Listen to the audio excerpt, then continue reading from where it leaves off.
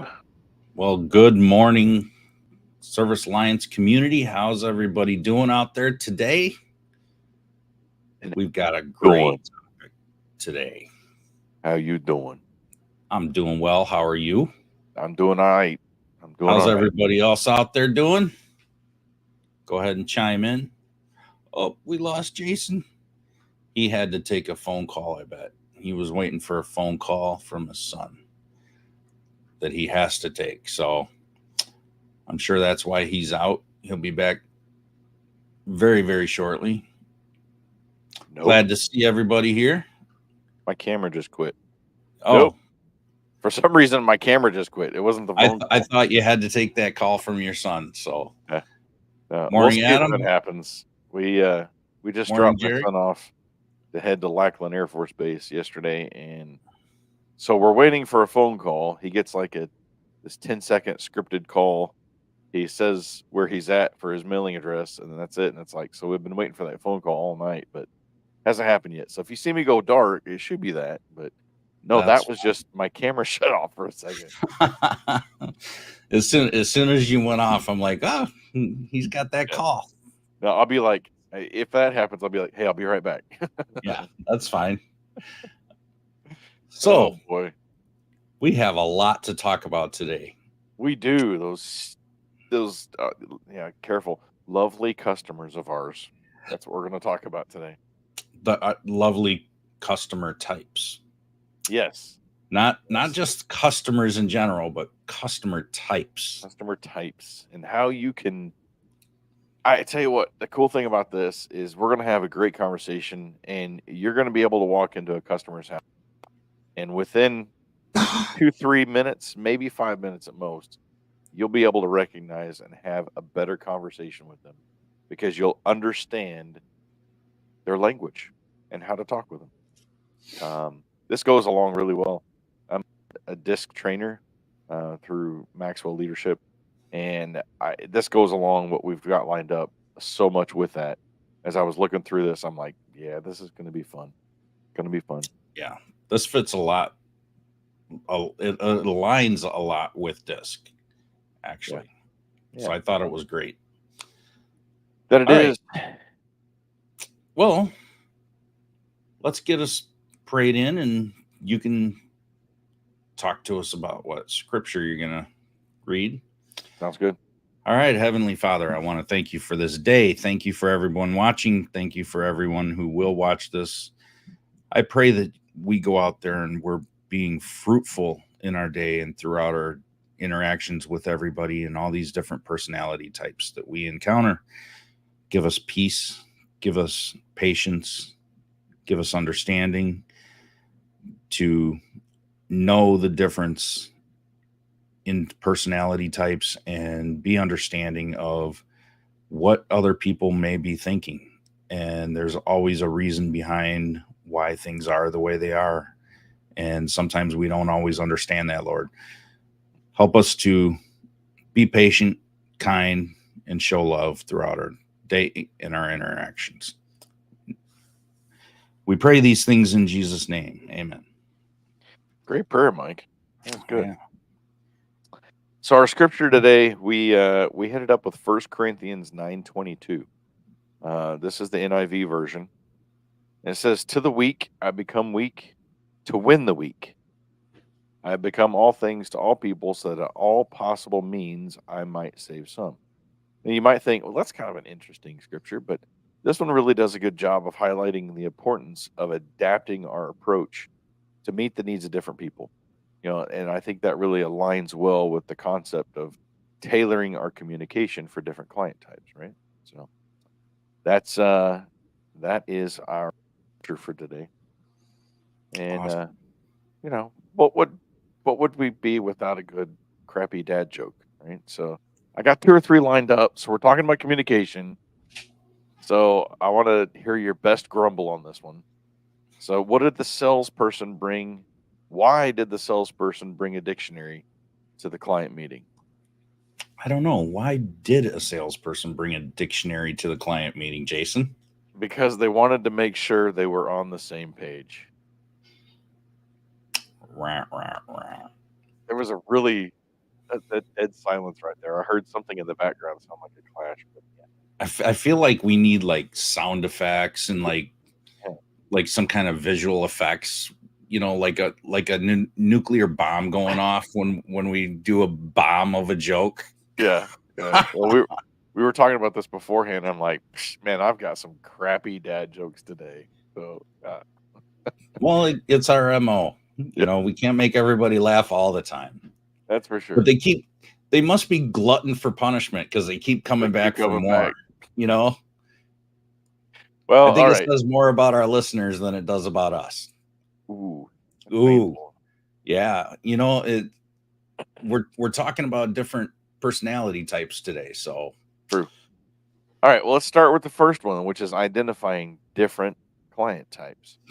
Um, so the first one we're calling it the know-it-all, and this is more of that dominant type of conversationalist, right?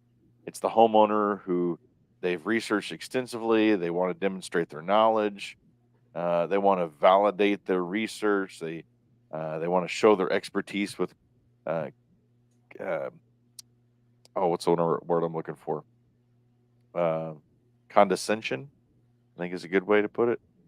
Focus on the collaboration rather than correction. Dominant people in the conversation, they tend to be very direct, very strong-willed. Um, yeah, so they're interesting to have a conversation with. That's for sure. And we're going they're to get more the type into A personalities. very type A, and we're going to be getting into a little bit how to talk to these different types of personalities as we go down a little bit. But right now, we're just kind of identifying them. So you walk in the door, the know-it-all.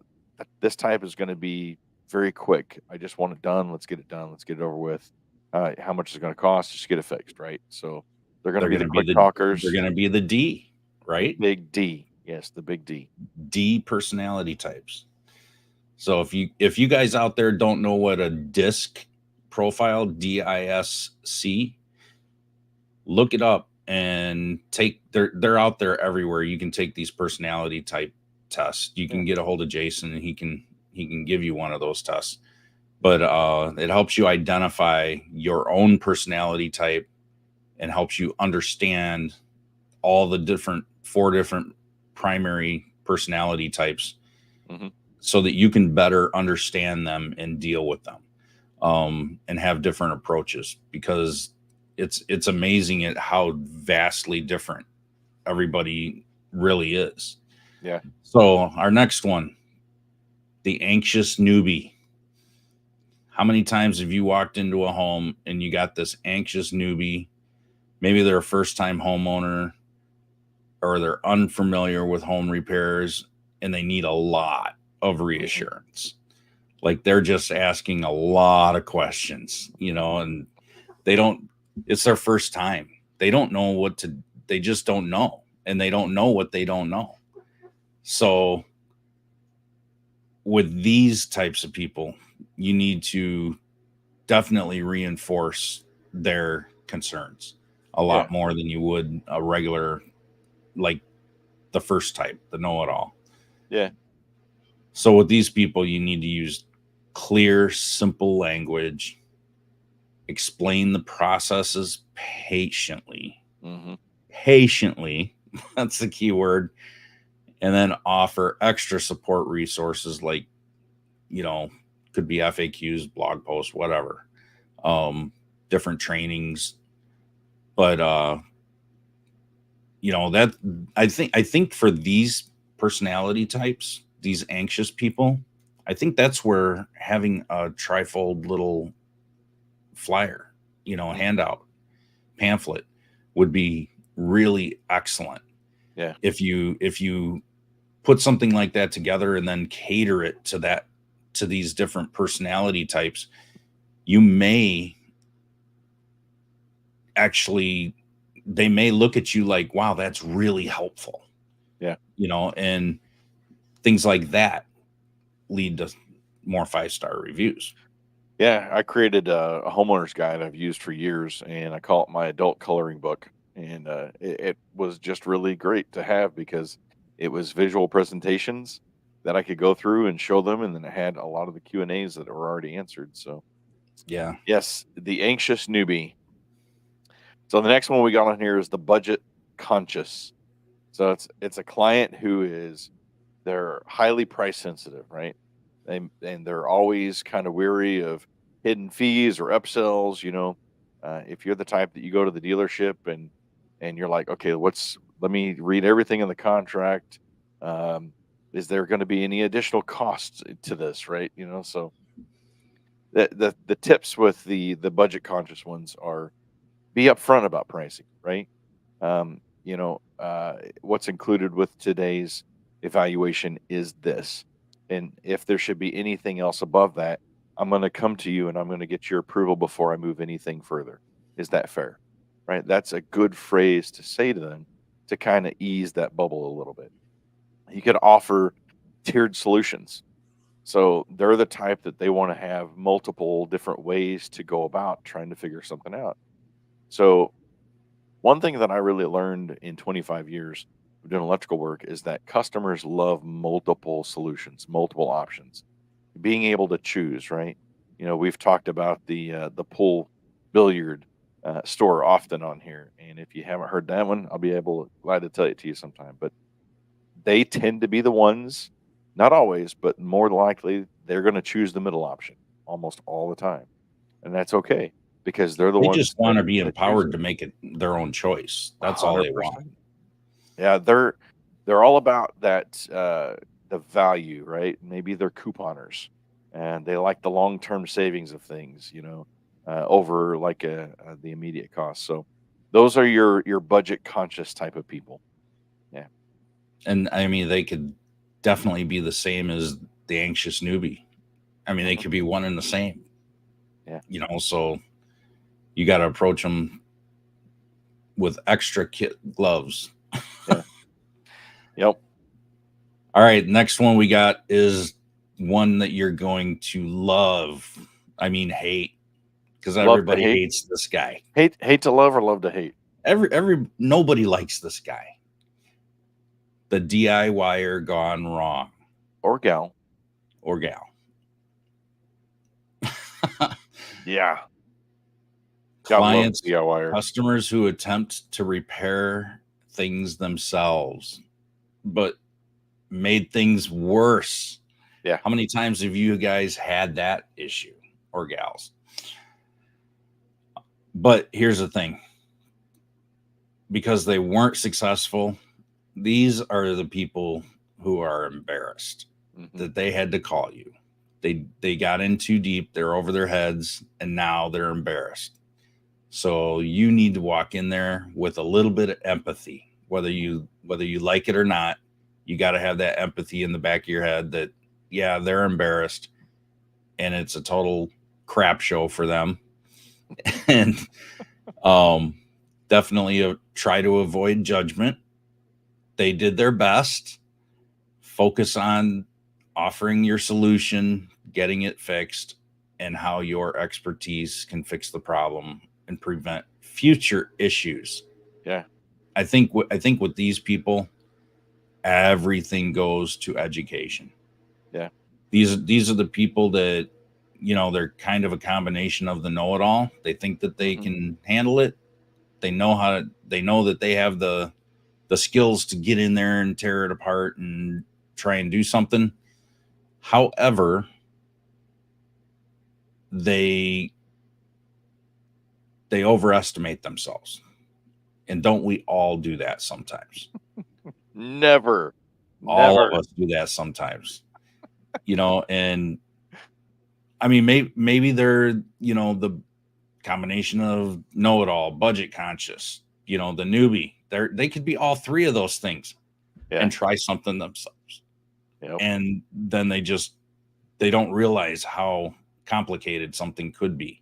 Or maybe they think it's easy and they're like, ah, crap, it's not the part that I just put in, it's Yeah. something else.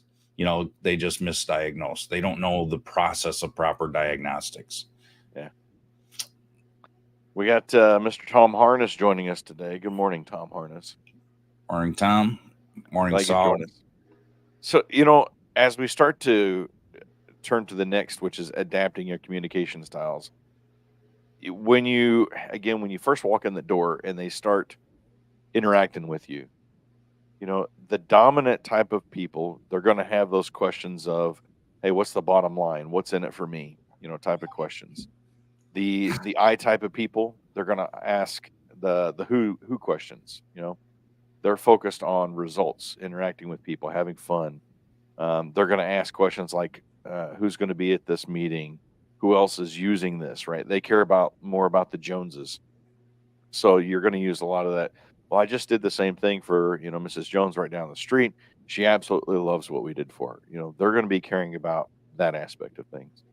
Your S type of personalities, they're supportive and steady. They tend to care about their family. They're the budget conscious ones. They're going to be asking a lot of questions of, how are we going to do this, or how's this going to impact us, right? Um, Not only ask the how questions, but they tend to ask the questions in like plural form, right? How's this going to affect my family, right? So they focus on like preserving relationships. They tend to be really good clients for life. So they're the type that, um, you know, have that great conversation, you know, and you're going to have them for a long time as a client. Then you get to your C personality types. They're the they ask a lot of the why questions. They're the very technical people, right? They ask the why does it work this way? Why is that step necessary?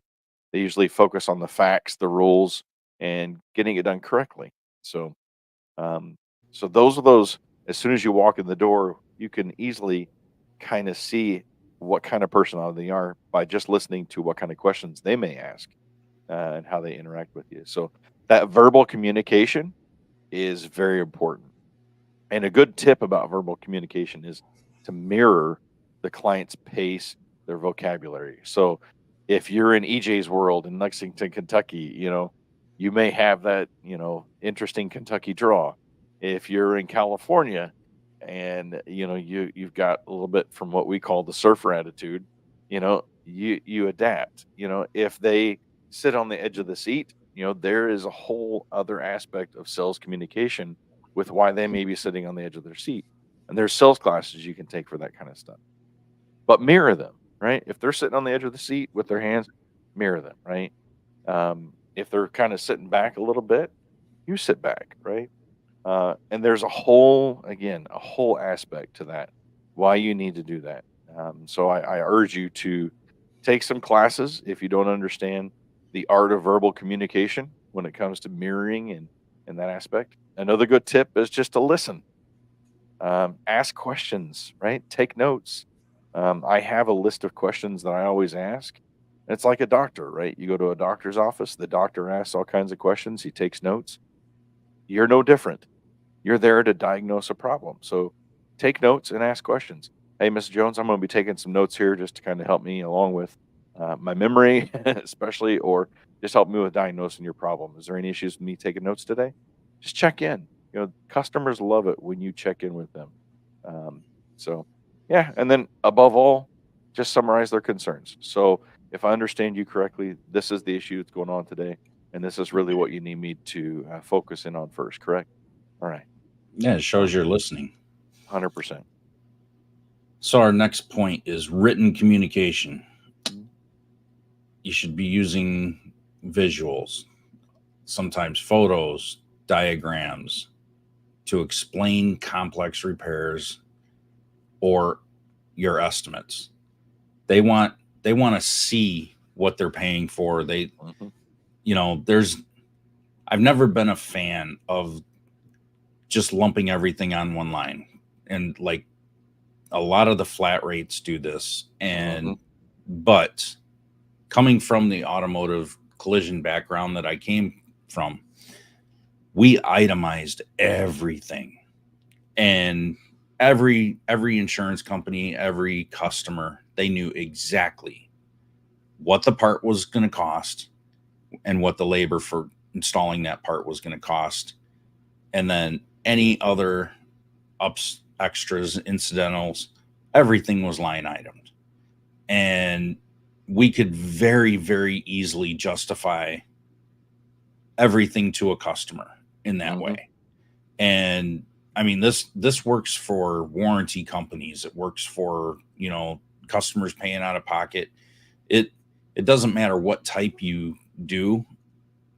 If you, I've always said, if you line item everything, how can a customer dispute any of it? Yeah. Realistically, they can easily dispute a lump sum. Just fix your GE washer, Hmm. $450. I mean, what does that mean, Yeah. right? So I'm a firm believer that written communication, especially on quotes, estimates, is really key. Yeah. Um, you guys can prove me wrong. I've seen and heard both sides of it. That's just my take. I think that that's a better way to do it. But 100%. Detailed, um, descriptive for sure. yeah, I mean, it just eliminates questions. Yeah.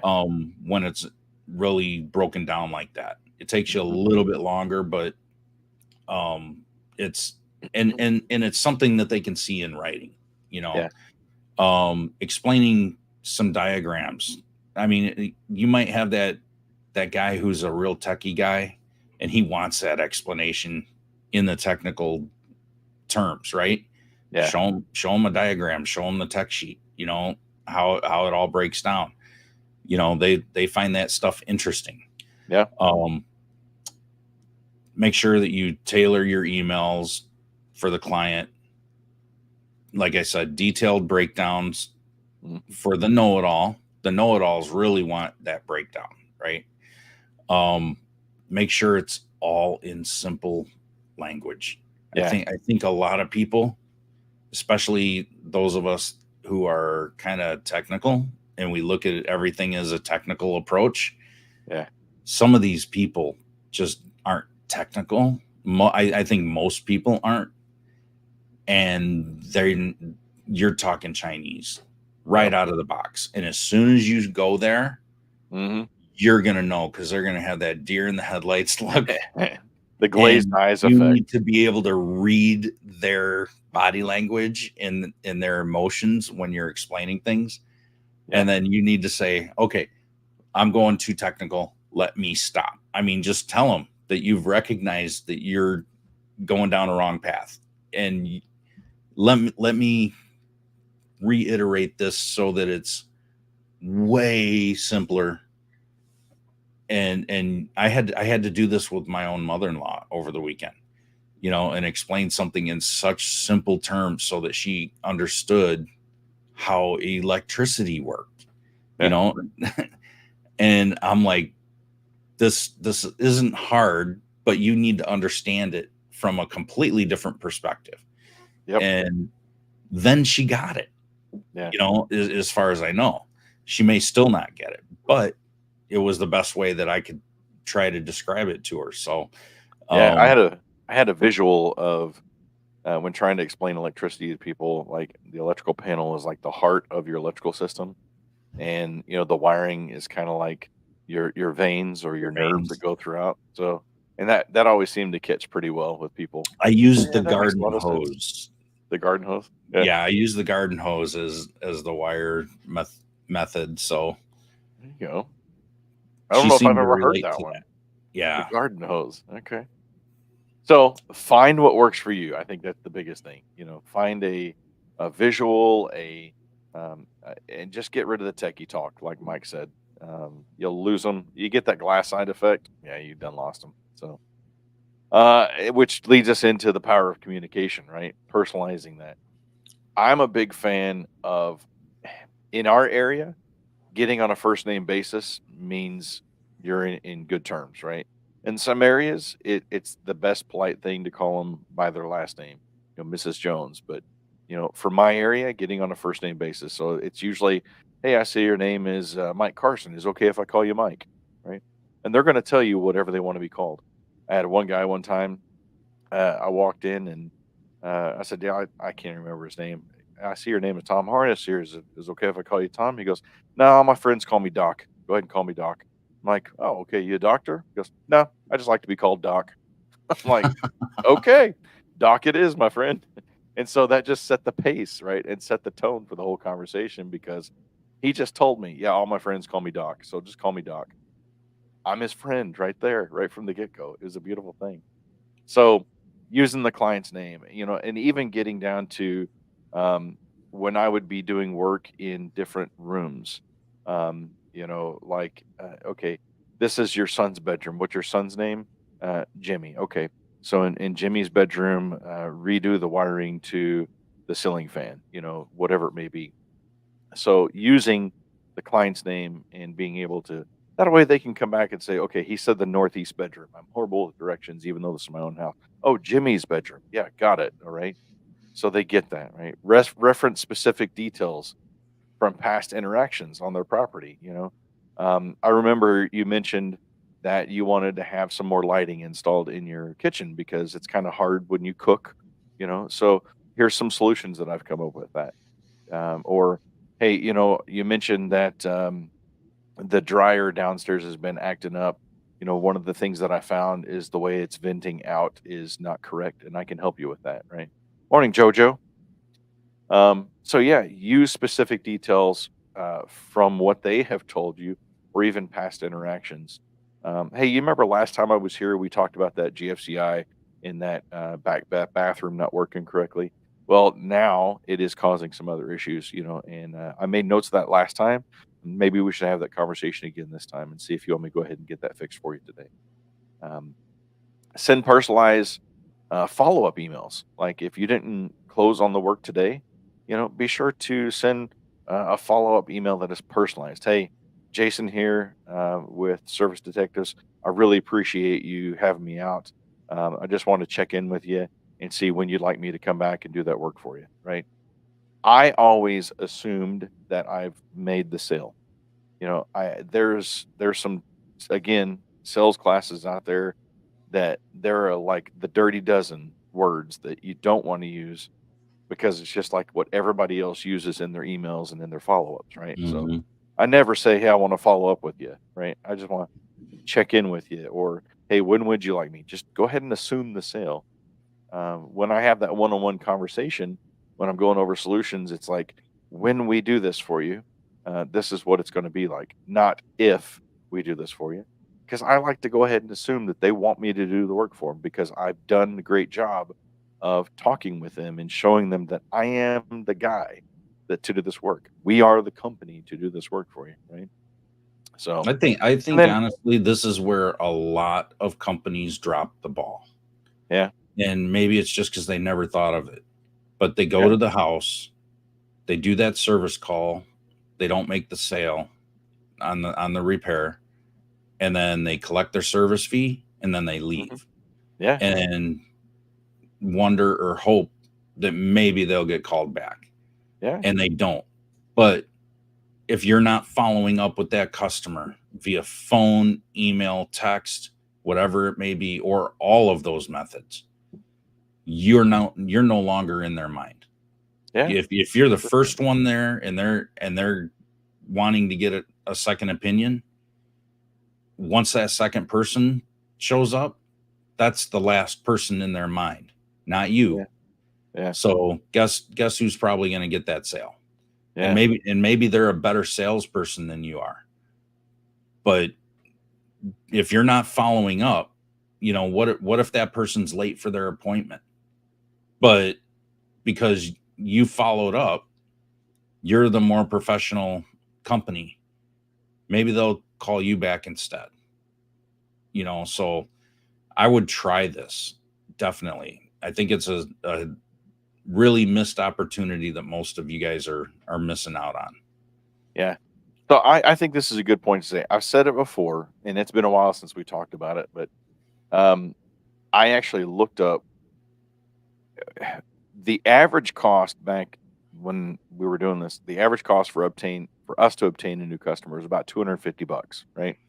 So think about it this way: um, you go to a customer's house, you need a 8 foot extension or 8 foot step ladder.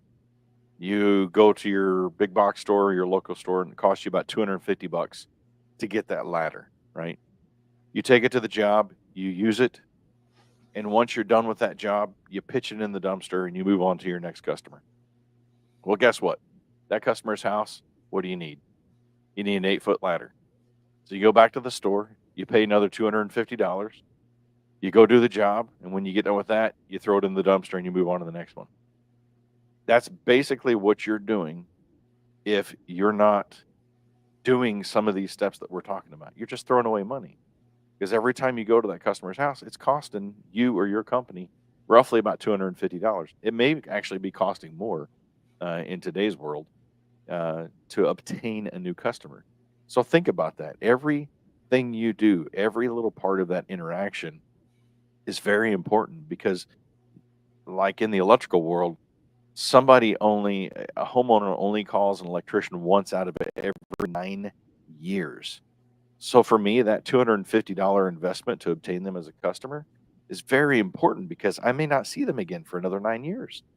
So that's why service agreements helps to get in their door, to get in front of their face.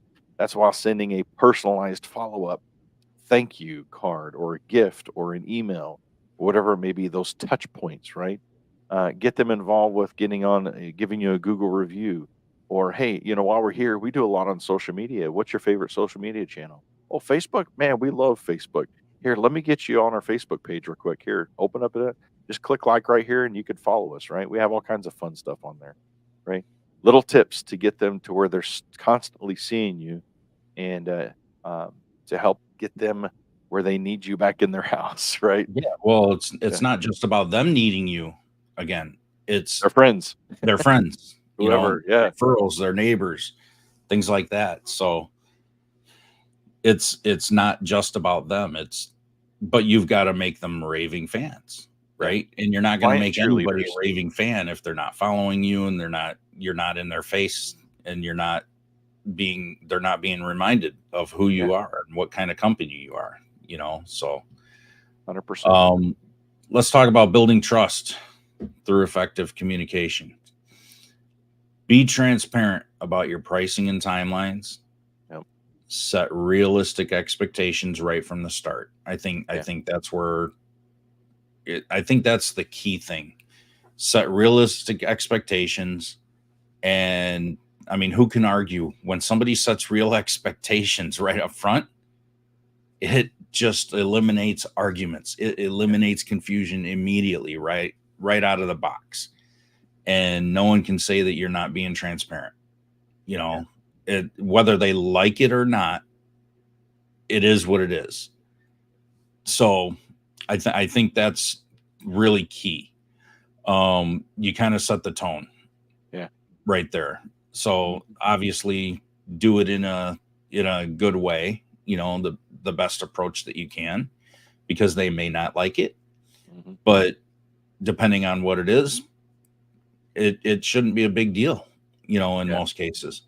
Proactively communicate any delays or changes to the project scope.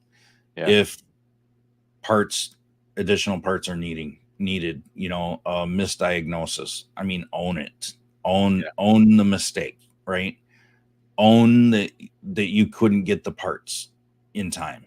Mm-hmm. If you had to order something and it took longer than a couple of days before you can get back out there, just proactively communicate. Over communicate if you have to. No one's ever been fired for over communicating.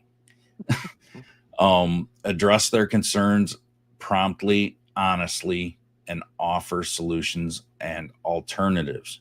Yeah. I mean, there's always a solution, even if you can't get a part quickly. Maybe you can get an aftermarket one quickly, but at least offer the solution, offer the alternative, let them make the choice, and be open with them about what the differences are. Right? Yeah. I used to have to do this all the time in the collision industry. We can't get your fender. It's on a 2-week back order, but I can have an aftermarket one here tomorrow. Yeah. It's going to be cheaper. It's going to have the same warranty. It may not be 100% the same quality, but it's going to be damn close, or we're going to warranty it the same. Yeah. It's That's all good. in the way you approach it. I always like to say under promise and over deliver. Yep. Always. It's good. So we got a little bonus tip for you this week, and that's leveraging technology for communication. So utilizing online booking systems, automated appointment reminders, customer feedback surveys. There are so many things in today's digital world that you can utilize if you're using a CRM like House Call Pro or ServiceWorks. There's tons of them out there nowadays. You can book online, right? There's a lot of those techie C type of people that they don't want to talk to you in person. They don't want to talk to you over the phone. They just want to send a text or they just want to go to your website and be able to book from there. So be sure that you're offering that. If they can go on there at 2 a.m. in the morning and they can book an appointment for you to come out the next day, they're going to like that because are they going to get that from your competitor? More than likely not. I'm that So, type of guy. yeah, Mike's I'm your. definitely, and I'll tell you, when I go to a website and there's no way for me to do that, it Mhm. frustrates the hell out of me. Mm, there you go. There's your client right there. He's letting you know what he likes and what he doesn't like. There's one type, right? So me, I like the text. I like to text and say, if I've got to make a phone call, I'll make a phone call. Shayna, oh yeah, no, she's a D type personality. She don't want to have to talk to anybody if she don't want to have to talk to anybody. It's like if she's got to call and talk to you for 5-10 minutes, yeah, you're probably not going to get her work. So, a big thing during COVID and still even after this post-COVID world is virtual consultations. Having the ability to set up a Zoom, call, or if you're okay with FaceTiming or even through Facebook Messenger, they have that video option, right? But I would definitely use a service similar to Zoom, so your technicians aren't giving out their personal information or as such, but a Zoom type of consultation.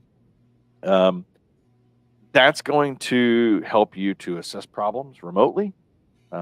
It's going to help you provide those initial estimates. So if you've got people who are just like window shopping and you kind of get that vibe that they're just getting that window shopping and they're wanting 2 to 3 estimates, it's another way that maybe they want to do business with you.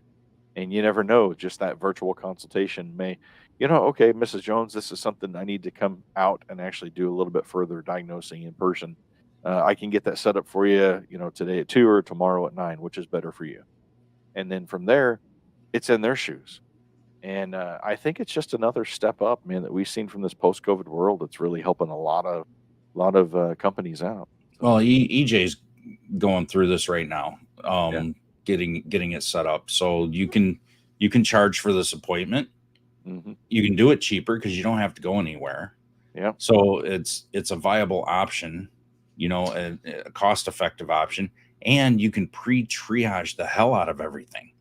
So you know what you're walking into, if and you can credit, say it's $50, you can take that $50 and credit it towards the actual service call, yeah, because you just saved yourself a lot of time yeah, by triaging it ahead of time through that uh, Zoom virtual call, and you know exactly what you're walking into. You can order the part, you can have it all in hand yeah, and be ready to go, and you can knock it out and exceed that customer's expectations.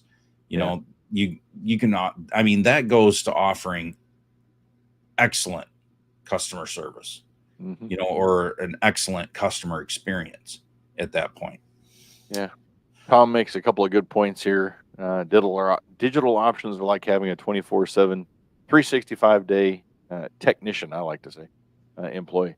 So it's an investment that's not always a marketing expense. You do have to set it up, or it's like just wasting the money. Having less employees gives the owner less overhead, headaches, and time to focus on working and not in your business. Doing Yes, what you do best so we can do the rest. that's a nice plug. Well, it happens, you Yeah. know. So this All has right, been good. everybody. I Well, love thank you. communication. Yeah, I love communication. This is one of my favorite topics whenever I'm uh, coaching and mentoring electricians. So, yeah, this was a good one. Awesome. Well, we will see you next Tuesday, and Yep. Don't forget. next mastermind is going to be July 20th. We'll have the registration up here in the next couple of days for that for our all access members.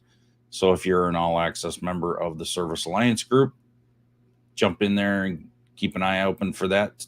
And we'll be talking business planning in that one. Before you go, got to pay the fee. If you found something that is very useful, if you like it, if you got some good notes, pay the fee. And that's as simple as just liking, sharing, subscribing to this, and letting the world know, hey, there's some good stuff on this. You know, Mike and Jason, they kind of know what they're talking about. No, them and ChatGPT. If you know anything else, I mean, if you come for anything, just come for the dad jokes. The come horrible, crappy dad jokes. Yes. You know. All right, everybody. Have a great week. Go out there and crush it. Talk to you later.